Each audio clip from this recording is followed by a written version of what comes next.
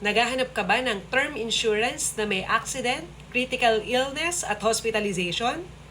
Let me share with you Guardian 65.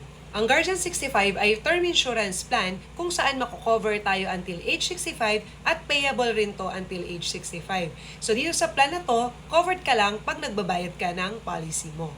So for example, para sa age 30 na female, ang huhulugan niya lang is 16,000 for the next 35 years until age 65, o kaya naman pag semi-annual 8,000 plus or pag quarterly 4,000 plus.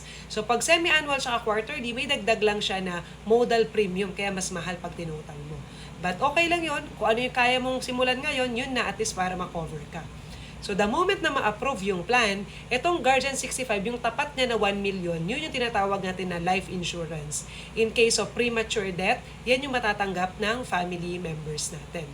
And if ever naman yung member ay naka-experience na major accident, like kunyari car accident, tapos namatay siya, so mangyayari doon, 1 million na life insurance plus 1 million na accident. So 2 million yung matatanggap ng family. So maliban pa doon, para sa accident and health coverage na yan, so covered rin dito yung dismemberment, meaning yung other body parts natin hindi na magamit. Kunyari naputulan ng kamay, daliri, ganyan. So syempre, mas less capable na tayo to do the work, lalo na kapag kung yung mga thumb yung na tanggal o kaya naman yung kamay dahil sa accident. Yan.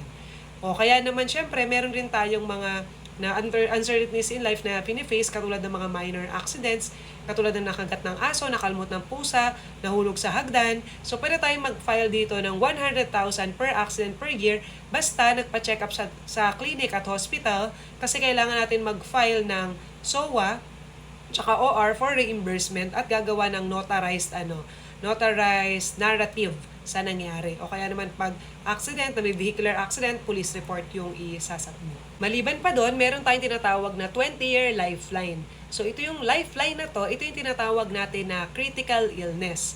So mamaya papakita ko yung mga list ng critical illnesses na cover dito sa plan. So kung 20 years siya, so from age 30 up to age 50.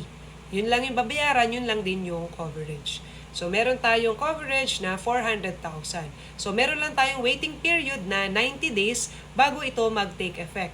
And then, kapag na-diagnose yung member ng critical illnesses, kunyari cancer, so meron lang tayong survival period na 14 days bago ma-file ito critical illness claim. Dinagdagan na lang natin tong 140 pesos na waiver of premium. So just in case yung member ay naka-experience ng total and permanent disability, kunyari na accident siya tapos bedridden siya na 6 months na tuloy-tuloy, so mangyayari, mawu-waive yung mga huhulugan sa plan para makapag-focus yung client sa recovery. Definition pa nito is hindi niya na magawa yung 3 out of 6 activities of daily living, katulad ng eating, toileting, dressing up, taking a bath, o kaya naman transfer, tsaka mobility. Ito nga pala yung list of critical illnesses na covered natin sa 20-year lifeline na meron lang dito sa Guardian 65. Example nan, heart attack, stroke, chronic renal failure, liver cirrhosis, cancer, coronary artery bypass surgery, and vital organ transplant. Balikan naman natin tong tinatawag natin na Medigard. Itong Medigard, hospitalization benefit ito ng member na kumuha ng plan. So, pwede mong idagdag, pwedeng hindi. So, itong DHI or Daily Hospital Income Benefit, meaning minimum 12 hours na makonfine yung member, pwede tayong mag-file ng reimbursement na 1,500 per day of confinement, maximum 365 days. Kapag yung member naman ay na-confine sa hospital nang lagpas sa 30 days, so 1,500 na DHI plus 1,500 na LTH. So 3,000 pesos per day na yung mafa-file natin na reimbursement starting on the 31st day up to 365th day.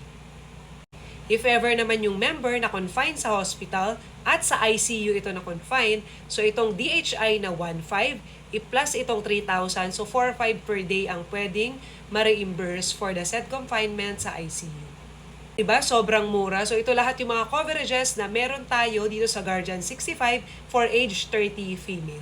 Dito sa Guardian 65, ang pinakakaibahan niya is fix yung hulugan mo for the next how many years until age 65. So yun na yung pinaka-maximum na pwede kang ma-cover.